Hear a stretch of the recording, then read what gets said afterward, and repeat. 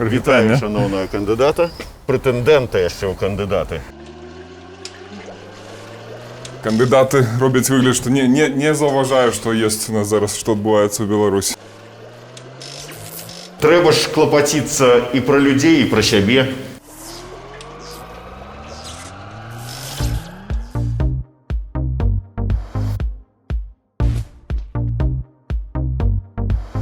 В дадзенай сітуацыі, калі мы камунікавалі са зборшчыкамі подпісаў, на той момант большасць з іх, з патэнцыйнымі там зборшчыкамі подпісаў, сябрамі каманды, на той момант большасць з іх заявляла, што мы не маем намеру хадзіць па кватэрах, бо мы разумеем небяспеку і для сябе, і для грамадзян, што эпідэмія развіваецца. Вот сёння ўжо мінула там 2 ці 3 тыдні з моманту абвяшчэння даты выбараў, і сітуацыя не паляпшаецца. То есть гэта слушнае рашэнне.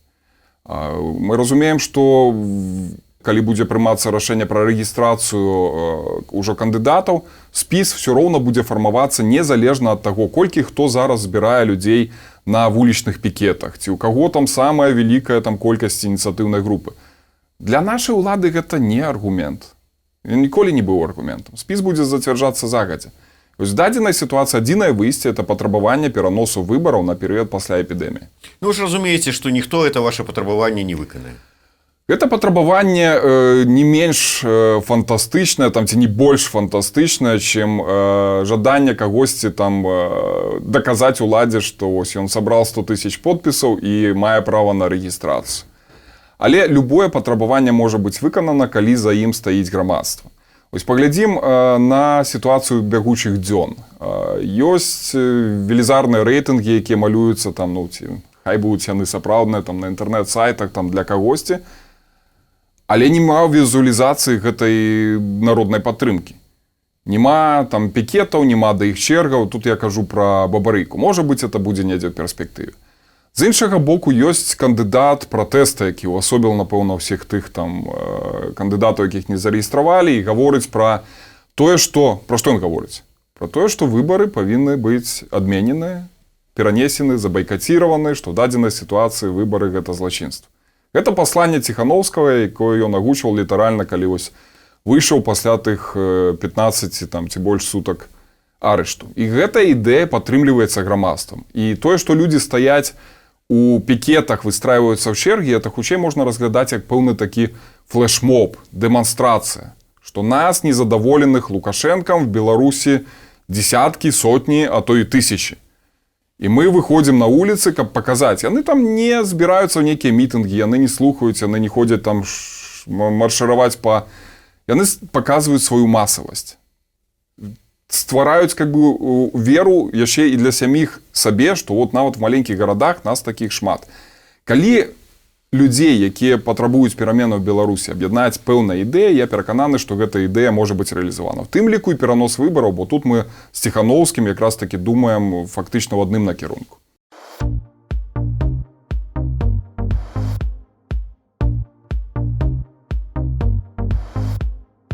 Але от з'яўленне такіх кандыдатаў, як Бабарыка, як Цыпкала, як Ціханаўскі, як незарэгістраваны Спірын, той жа самы, гэта такі цвік у труну традыцыйнай апазіцыі палітычнай.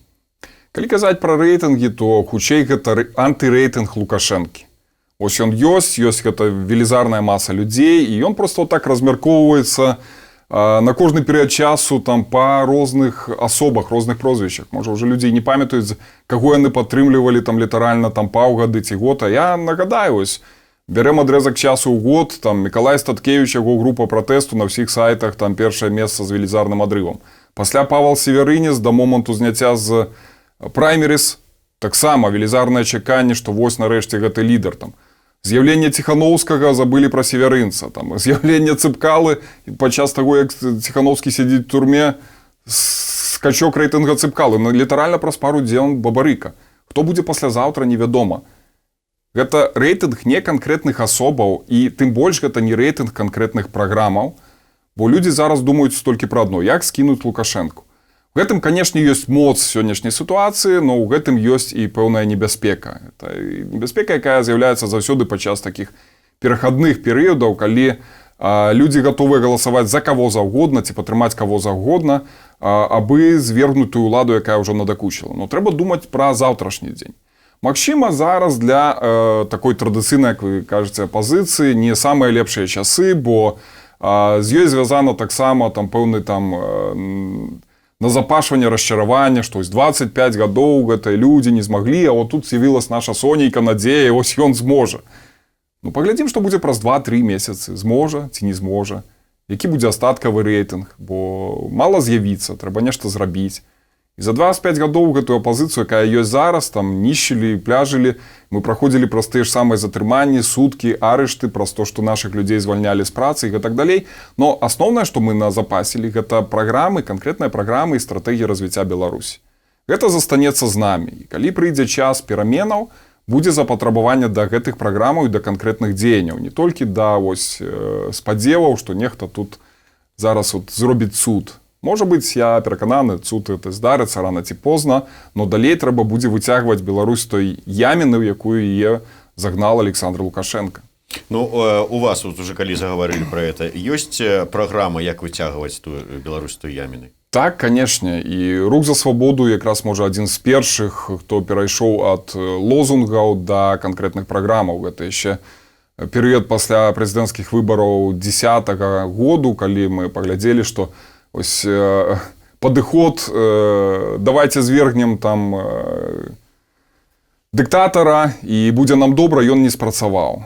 Людзі адгукнуліся, но ні да чаго это не прывяло, акрамя арыштаў, акрамя гэтых эміграцый, там шмат каго.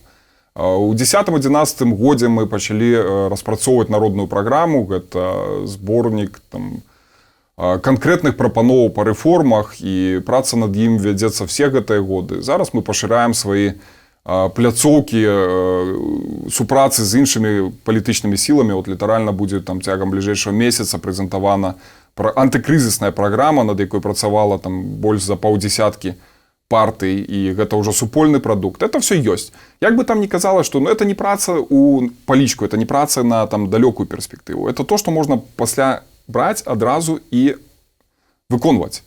Гэта разуменне, што трэба мяняць пакрокава з першага дня. Добра, вот вы, дарэчы, сказалі пра супрацу, там, пашырэнне супрацы з іншымі палітычнымі сіламі, а пасля фразы, якая прагучала ў эфіры Еўрарадыё і стала мемам «Юра, ты дэбіл», вы руку ўвогуле аўтару гэтай фразы падаеце?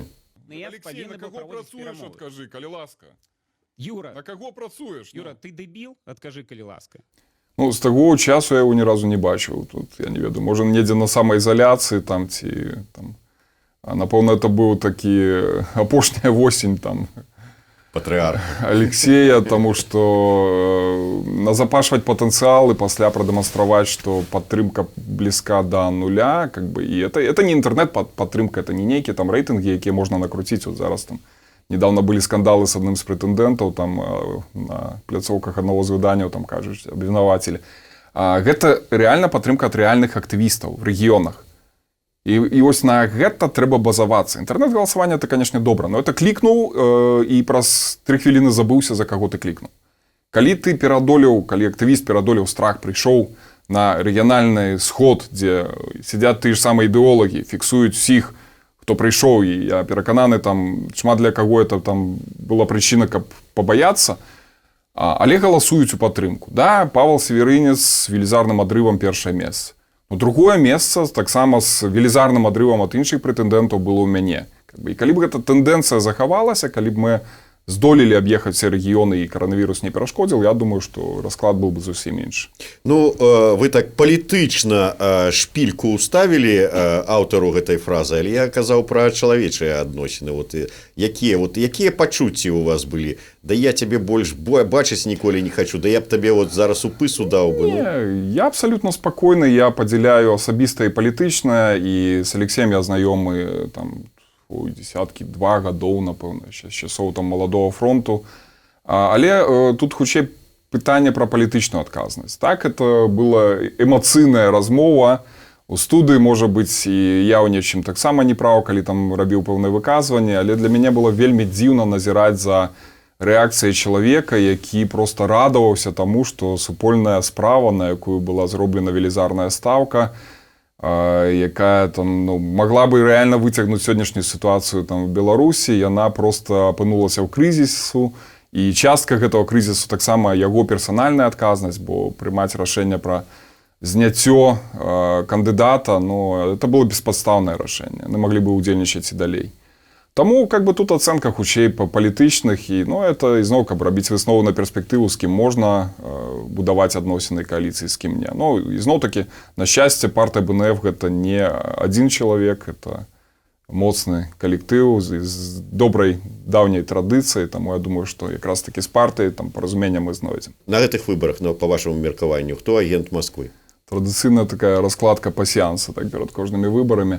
Ну, я перакананы, што без Масквы ніводныя выбары не адбываліся, без спробаў уплыву. Там, калі яны ўжо спрабуюць засунуць свае рукі ў далёкія дэмакраты, там, ці ЗША, ці краінаў, ну, выбары ў краінах ЕС, то ну, Беларусь тут проста пад бокам, напічканая і спецслужбамі, і інфармацыйнымі каналамі, прасякнута расійскімі наскрозь. Таму тут інструментаў іх больш, чым дастаткова.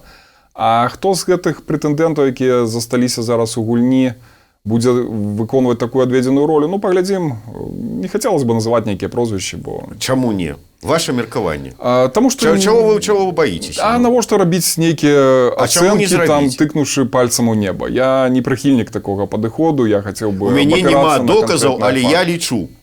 Не, так не раблю. Калі ўсё ж такі браць рух за свабоду, хто у вашай структуры з'яўляецца сексотам? Ну, апроч вас, конечно.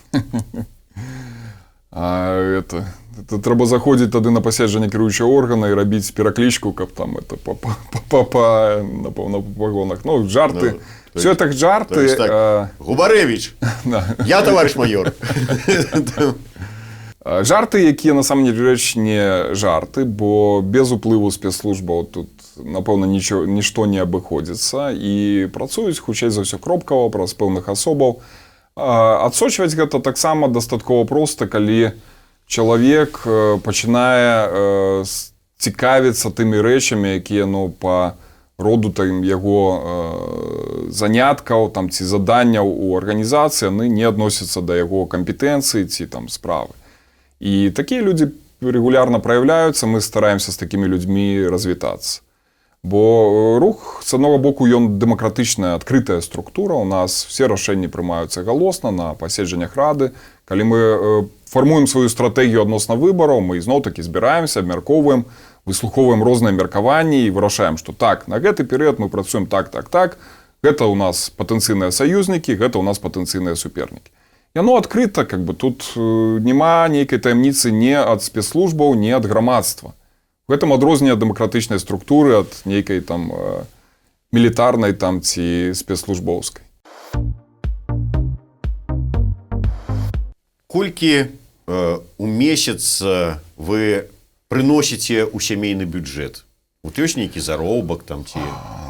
Так, заробак ёсць, в асноўным прадпрымальніцкая дзейнасць і па-рознаму. Зараз у часы крызіса і падчас ось гэтай палітычнай кампаніі проста няма часу гэтым займацца, і тут думаю ўжо пра пэўнае перапрафіляванне, але ну, да гэтага было, от, зараз скажу, это ж я дэкларацыі рэгулярна падаю, мінулым годзе, калі былі парламенцкія выбары, задэклараваў парядка там, не ведаю, 24-26 тысячаў рублёў за год.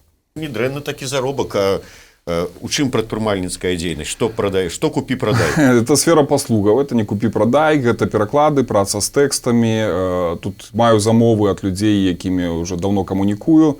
З пэўнай ступені гэта таксама з'яўляецца такой падтрымкай маёй грамадскай палітычнай дзейнасці, таму што тыя замовы, якія я выконваю, іх можна было б аддаць камусьці іншаму за, там, ну, можа быць, больш канкурэнтны, да, сродкі. Ну, калі ласка. Калі хочуць падтрымаць, то я гатовы і аддзячыць, і в тым ліку і працы. Для вас стала нечаканасцю зняццё Гайдукевіча з выбараў? Пэўнай ступені так, но тут как бы хутчэй трэба не казаць пра эфект нечаканасці, а пра аналіз наступстваў.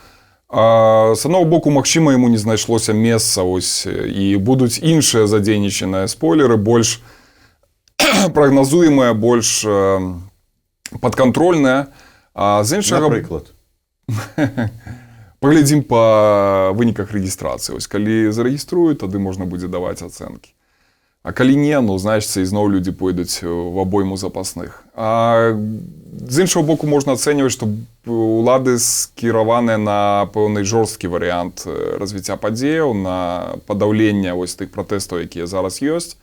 Бо ізноў, калі вяртацца да тэмы легальнага перыяду, і чаму для нас было важна не застацца збоку, таму што это патрабаванне ў тым ліку і грамадства. Ось, калі мы збіраліся яшчэ першыя разы ў гэтай студыі і абмяркоўвалі, як будзе выглядаць праймерыз, наколькі рэалістычна стратэгія Губарэвіча пра тое, што на выбарчыя ўчасткі прыйдзе там 1% выбарцаў і стане назіральнікамі. Там, от, была ж такі пасыл, я на гэта працаваў і зараз працягваю працаваць. Ну, дык бачым, што оно так і ёсць. Ось тыя пікеты, якія зараз збіраюцца вакол Святланы Ціхановскай, кандыдаткі, прэтэндэнткі, сталі магчымымі, дзякуючы таму, што ёсць легальны перыяд збора подпісаў, дзе выхад на вуліцы ў Мінску, там, Слуцку, Баранавічах, ён не будзе несці за сабой пакаранне для людзей, якія выйшлі і прадэманстравалі сваю масавасць. Гэта легальная пляцоўка. Яны разумеюць, сёння мы выйшлі, тут будзем стаяць, да, ось пабачылі, ёсць аднадумцы, всё класна, гэтая маса можа нарастаць. Калі б такіх пляцовак не было, адбылось бы тое ж самае, што было з Ціхановскім 2-3 тыдні таму, калі яго брутальна затрымалі. Разам з тым запакавалі там некалькі дзесяткаў прыхільнікаў па ўсёй Беларусі, там асноўных, напэўна, каардынатараў, і цішыня. 2 тыдні чалавек знаходзіцца ў турме, как бы цішыня, грамадства не ўзнялася, няма ніякага выбуху, там няма ніякіх гэтых.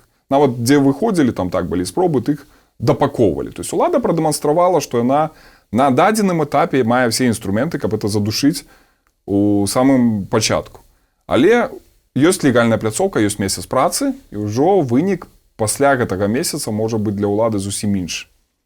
Уявім сабе такую фантастычную сітуацыю, што вот з нейкіх нагодаў зараз на гэтым выбарчым марафоне там, на фінішы застаўся адзін Губарэвіч. І вот ён становіцца прэзідэнтам. Першае, што ён робіць. Ну, трэба мяняць сённяшнюю сістэму, створаную Лукашэнкам, трэба закладаць асновы дэмакраты. Першае, што ён робіць. Першае, гэта выбары, свабодныя выбары ў беларускі парламент, адмена шэрагу указаў, дэкрэтаў, якія парушаюць правы грамадзян, эканамічная рэформа, запрашэнне людзей, кансультантаў з краінаў, якія паспяхова прайшлі трансфармацыю, і прыватызацыя ў тым ліку сярод першых крокаў. То есть тут ёсць цэлы набор, у нас в праграмах гэта прапісана судовая рэформа. Это як аснова і гарантыя для інвестараў, якія прыйдуць, яны павінны разумець, што ёсць стабільныя законы, ёсць незалежны суд, які можа вырашаць спрэчныя пытанні. Першае, што ён зробіць... Пасадзіць кагосьці там, как бы, калі такое, но не. То есть хочется каких-то там шумных, эффектных заяваў, але это, насамрэч, будзе пэўная руцінная праца, бо кагосьці пасадзіць, это ізноў не кампетэнцыя будучага прэзідэнта. Это няхай вырашае суд, але ж бачыце, вот да чаго дайшло. Я хацеў, там, падводзіў да таго, што ён можа першае, што ён зробіць, там, жонку абдыме, ці чарку падыме, а ён пасадзіць каго-то. Першая адразу пра пасадкі думка. Добра, пра Беларусь трэба думаць. Да, а люстрацыя для вас мае значэнне, вот это слово? Шмат пытанняў у рэгіёнах задавалі нам. Напэўна, некаторыя з тых прысутных, калі это быў праймерыз, былі і самі чыноўнікі, таму это пытанне іх цікавіла. Адказ такі, тут супольная пазіцыя, што павальнай, татальнай ілюстрацыі не павінна быць. Гэта не паляванне на вядзьмарак і не мусіць быць пераслед людзей толькі таму, што яны займалі нейкую прафесію, былі міліцыянтамі там, ці чыноўнікамі ў выканкамах. Але па кожным канкрэтным факце трэба будзе праводзіць разбіральніцтва. А такіх фактаў назапасілася за гады кіравання Лукашэнкам тысячы. Калі людзей беспадстаўна пераследавалі, звальнялі з працы, арыштоўвалі, давалі суткі, так это все назапашана, гэта ёсць у архівах праваабаронцаў і проста руцінна, манатонна. Пасля таго, як будзе створаны незалежны суд і незалежныя органы расследаванняў, гэтыя справы будуць разглядацца і рашэнне будзе прымаць суд. Першая краіна, куды паляцеў прэзідэнт Губарэвіч. Я думаю, што гэта еўрапейскі звяз. Выбар, напэўна, можа быць паміж не Берлінам і Брюсселем, але дакладна гэта будзе накірунак еўрапейскага звязу. Бо для Беларусі гэта прыярытэт, гэта той кангломерат краінаў, які з'яўляецца прыкладам выбудоўвання і добрасуседскіх адносінаў, і вядзення эканамічных спраў, вядзення палітычных спраў. То есть я перакананы, што нашы перспектывы і будучыні якраз такі ў шчыльнай супрацы з ЕС. Саюзная дзяржава, ОДКБ, іншыя вот гэтыя інтэграцыйныя аб'яднанні, іх лёс. Гэтыя дамовы трэба перагледжваць, таму што нельга тут кіравацца прынцыпам, што калі дамова падпісана, а падпісаная на нелегітымным кіраўніком дзяржавы, ён сваю пасаду займае дзякуючы фальшываным выбарам і дзяржперавароту 90-х, гэтыя дамовы для Беларусі нелегітымныя. Таму будзем пераглядаць. Ці ёсць жыццёвыя падзеі, за якія зараз сорамна? Там, я не ведаю, там здрада жонцы, здрада партнёрам па бізнесу, па апазіцыі, па яшчэ што-небудзь там такое. Не зрабіў тое, што абяцаў. В адной з перадачаў незалежнага канала Белсат праходзіў нават дэтэктар хлусні, і адно з пытанняў было, ці падманваў калісьці там калегаў па кааліцыі, па дэмлагеру, і дэтэктар упэўнена паказаў, што ніколі не падманваў. Таму за гэта не сорамна. А жонку падманваў? З жонкай цудоўныя адносіны, ёсць ўзаемаразуменне, хаця часам сорамна, што, напэўна, не надаю столькі ўвагі, колькі патрэбна, бо ўсё ж такі заняццё палітыкай, яно вымотвае, і вымотвае там часам і эмацыйна. Это ўсё пераносіцца, бывае, і ў сям'ю, трэба вось так падзяляць гэта ўсё. Але в цэлым, канешне, там у жыцці, як і у кожнага чалавека, былі памылкі, но я думаю, што тут трэба не столькі там шкадаваць пра то, што было зроблена ці не зроблена, а рабіць высновы, успрымаць гэта як урокі і ісці наперад. Таму не пераймаюся тым, што было ў мінулым, думаю пра будучыню.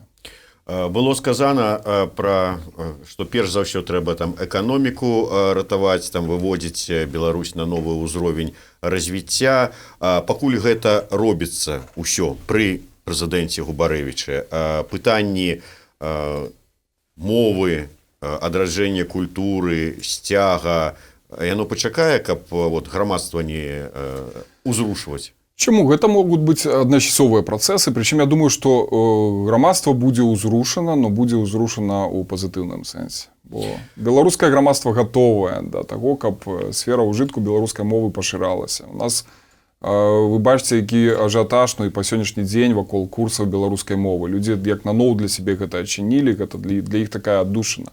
І такіх велізарных пратэстаў, што вось беларуская мова тут камусьці можа перашкодзіць, не назіраецца і не будзе.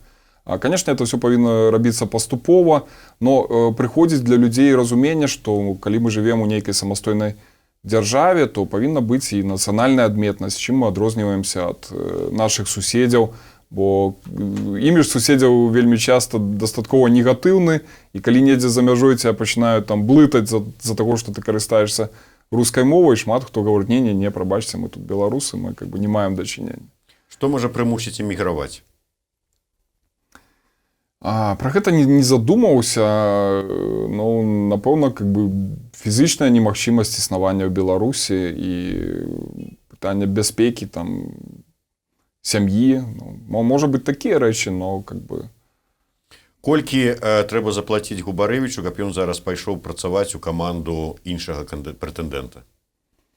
Я мог бы працаваць і бясплатна на іншага прэтэндэнта, калі быў бы 100% перакананы, што гэты чалавек — это якраз то, што патрэбна Беларусі, што ён не хлусіць, што ён зрэалізуе то, што абяцае, і ён мае нейкія шансы на перамогу. Сярод дзеючых, зараз існуючых, маючыхся прэтэндэнтаў такога няма. Для пэўнай часткі можна ўжо зрабіць высновы, што і ніколі яны не перамогуць і не маюць ні праграм, нічога іншага, а пэўная частка это проста цёмныя лашадкі на сёння. Каты ў мяху, ну, пачакаем, калі тыя мяхі будуць раскрытыя. Якая пасада задаволіла б зараз вот Губарэвіча, ён пагадзіўся у камандзе Лукашэнкі працаваць? Ніводная пасада. Прэм'ер-міністр. Прэм'ер-міністр гэта не пасада, гэта, напэўна, там найбольшая пешка, яшчэ і казёл адпушчэння там для сённяшняй палітычнай сістэмы.